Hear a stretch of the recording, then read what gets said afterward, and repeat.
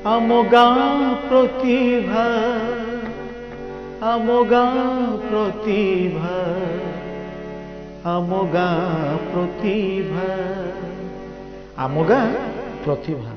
नमस्कार आमे गाँ प्रतिभा कार्यक्रम आउ जन अतिथि पाइचु जहाँ संपर्क जिते कले कम हम जड़े जाजपुर माटीर पुओ हेले जड़े सारस्वत स्रष्टा एवं शिक्षा विभाग रही कविता क्षेत्र में उपन्यास क्षेत्र में साहित्य साधना क्षेत्र में तांकर अग्रणी भूमिका रही अनेक बहिर पुस्तकर रचयिता आज आम पाइचु सी आउ कई नुहति आम समस्त अति प्रिय कवि एवं वरिष्ठ गीतिकार भाव में अनिल महांत सार सार नमस्कार। आज सार आपणकर पिलादिन केबे कविता प्रति आपण मन बढ़ेले? नमस्कार।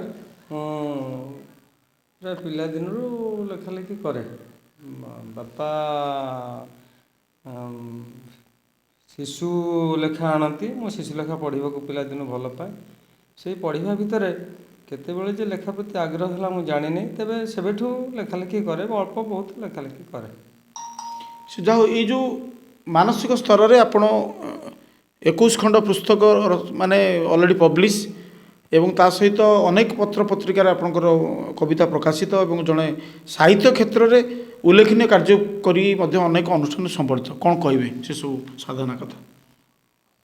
तो प्राय दीर्घ 30 वर्ष धरी मो लेखालेखि करुच्ची आउ पिलादिने जहाँ लिखुली विशेषतः 1994 मसीह क्रमान्वय भाव में बही प्रकाश होउची आउ सेथिरे 2टी उपन्यास अच्छी गीति कविता अच्छी पिला मानक पई 4टी कविता बही अच्छी एभली भाव चली बर्तमान सुधा बापा बो आउ तुमे बोली बहीटी लेखा होती छाड़े फगुण फसल सी भी गोटे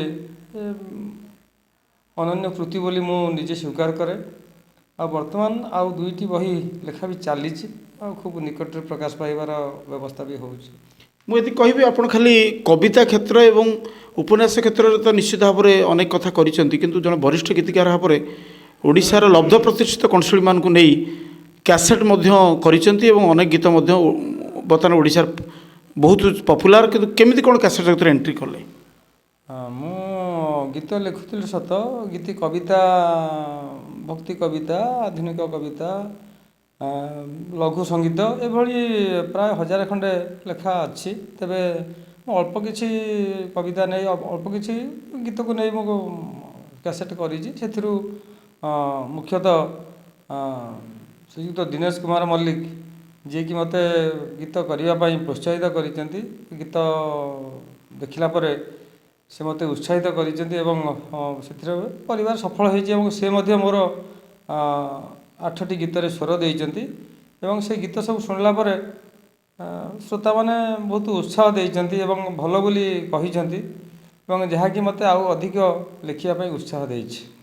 जाओ जड़े सारस्वत स्रष्टा भाव में वरिष्ठ गीतिकार भाव में औपन्यासिक भाव में आम आपण पाखे अनेक कथा जानुछंती जे जड़े शिक्षा विभाग रही ये संगीत साधना एवं ता सहित कविता साधना ये केमी संभव होउची?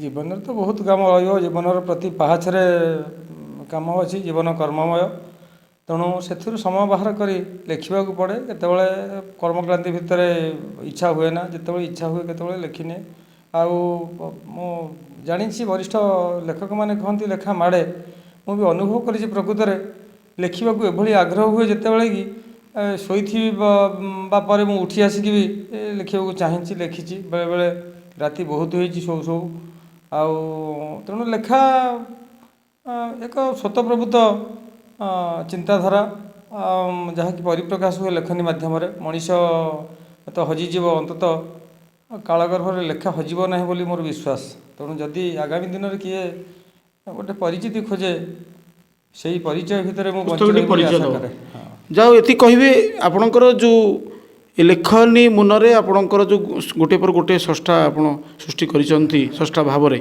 मु खाली कहि आपण परिवार संपर्क टी जाना चाहूँगी।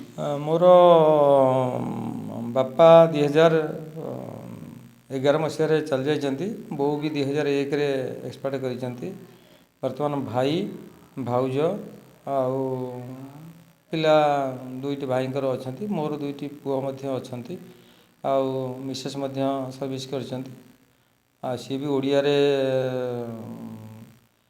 ପିଜି କମ୍ପ୍ଲିଟ୍ କରିଛନ୍ତି। ବିଶେଷତଃ ସେ ମୋତେ ଲେଖିବା ପାଇଁ ଉତ୍ସାହ ଦିଅନ୍ତି। ଆଉ ଗୋଟେ ବଡ଼ କଥା ମୁଁ ତାଙ୍କଠୁ ଦେଖିଛି, ସେ ନିରବରେ ମୋର ଯେକୌଣସି ବହିଟିଏ ନୂଆ ପ୍ରକାଶ ପାଇଲେ ତାକୁ ଠାକୁରଙ୍କ ପାଖରେ ରଖନ୍ତି ପରବର୍ତ୍ତୀ ବହିଟିଏ ପ୍ରକାଶ ହେବା ପର୍ଯ୍ୟନ୍ତ।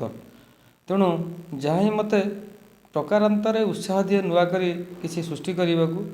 ଆଉ ମୁଁ ଅନୁଭବ କରେ ଏଥିରେ ଆ ପଛରେ ଈଶ୍ୱରଙ୍କର ବି ଇଚ୍ଛା ଅଛି।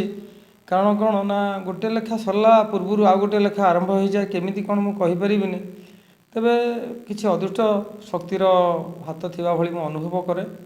ଆଉ ଏକଥା ସତ, ଚାହିଁଲେ ବି ଲେଖି ହୁଏ ନା, ଯଦି ସେଇଭଳି କିଛି ନିର୍ଦ୍ଦେଶନା ଭିତରୁ ନ ଆସେ କି କେଉଁଠୁ ନ ଆସେ ଲେଖିବା ସମ୍ଭବ କେବେ ନୁହଁ।